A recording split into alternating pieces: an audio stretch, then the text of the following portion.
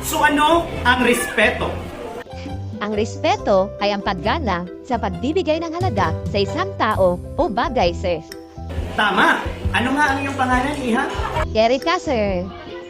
Ang paggawa ng mabuti ay nagpapakita ng respeto.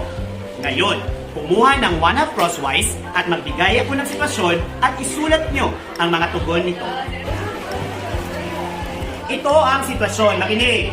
Araw ng Sabado at kailangan mong mag-chat sa iyong guro dahil meron kang itatanong.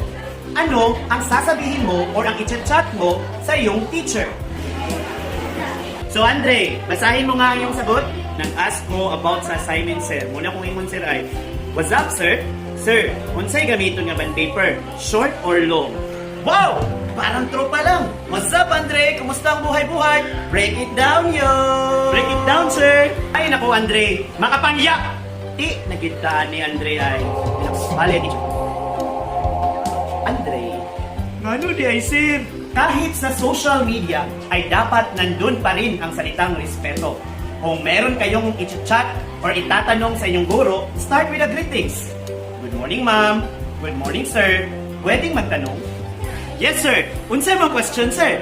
Hi, GM. Maayo na gid mo ipakong ni Andre. Oh, Lord. Katawan.